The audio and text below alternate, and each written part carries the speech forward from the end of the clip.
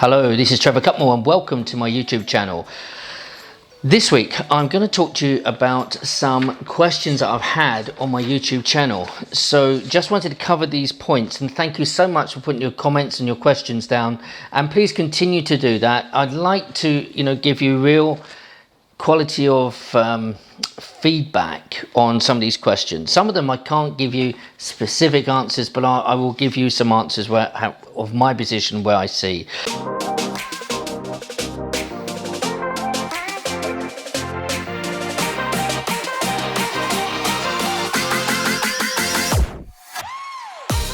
So Chris Williams said, my tenancy ends soon and I have made an offer that has been accepted on a property. I'm now scared that that the flat might go down in value and have negative equity in a few years' time. Look, Chris, that is a concern of anyone who's buying right now. If they're buying at the price and we're coming to a recession where prices will go down, yes, that may well happen. But let's focus on one thing. When you're buying a property, there's an affordability done, okay, against the mortgage to rental payments. My advice, and yet I'm not a financial broker, so you need to go and get independent financial advice, but I would be thinking that the broker should be encouraging you to do a fixed term of maybe 5 years. So you check out the mortgage rate that might be on a flat. I don't know what you're going to be paying, somewhere between 3 to 5% depending on your personal circumstances. But obviously the longer you fix that term of interest, let's say it's 4.5%, yes, you'll pay a bit more interest now. But if things changed and it went up, which I don't think it will, but it might do, if it started to go up, you know exactly what your profit is for the next 5 years. So if it does dip in value, it doesn't matter. Where this will affect people in a bad way is if they want to buy a property, do a light refurb and try and sell. That's when they will probably be in negative equity. If you're looking to buy and to add this to your portfolio, and the ones that I buy, I won't sell. I'll be long gone and from this world, and my family will be dealing with it. So I don't mind if it dips below and goes into negative equity, and because in longevity it will naturally rise. In 20-30 years it'll be more than double to what it's worth now before we even go into a dip. So think carefully, what do you want to do?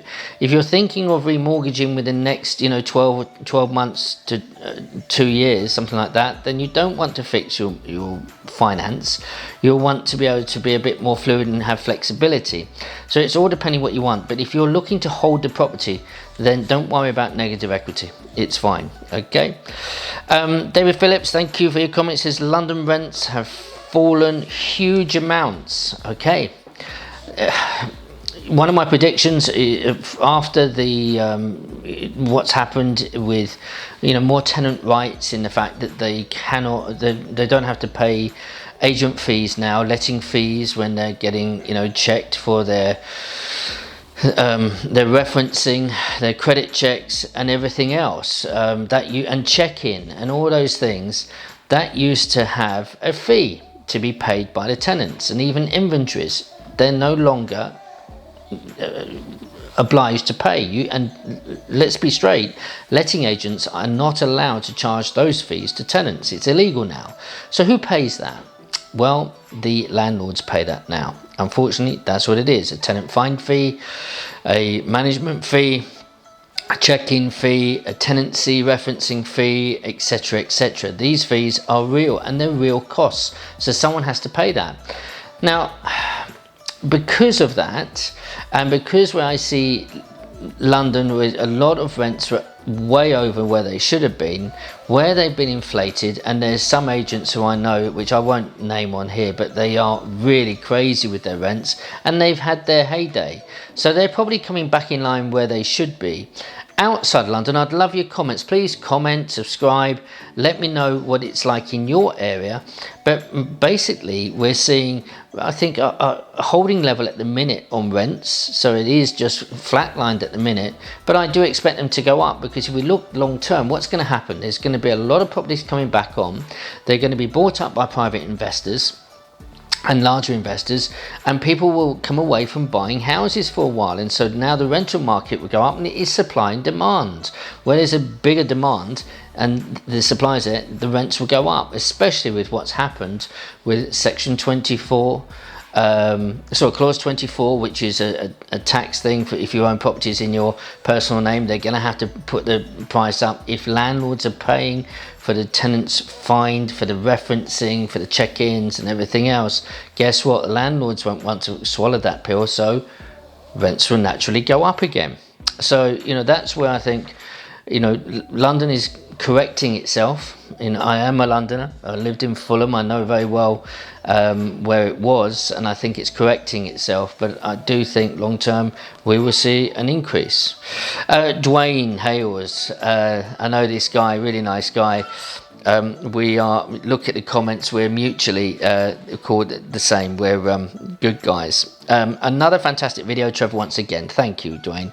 The question is I have, when you potentially help a distressed landlord with a lease option agreement and that the property has a tenant which doesn't lawfully have to move yet, how would we as investors cash flow during that period?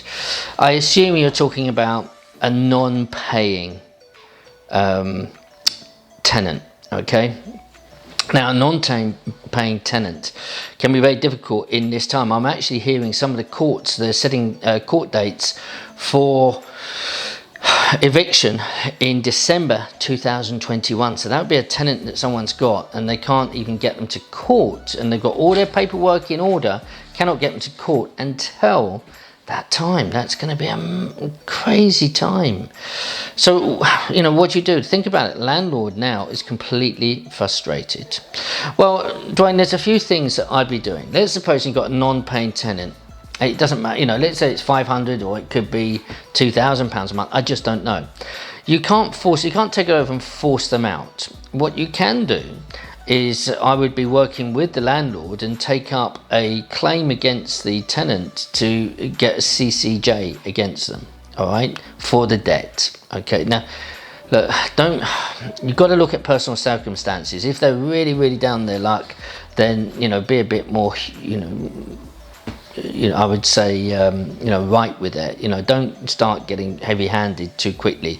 Go and speak to them and see where they are. But if they really are of a place where they've got the money, they may be working, but they've just started not to pay because they know that they're not going to be put out, then CCJ would be very, very easy, pretty straightforward. You'd have that within a few weeks, money claim online, and now you have a document that if they are working, you can go now and get what's called an attachment to earnings.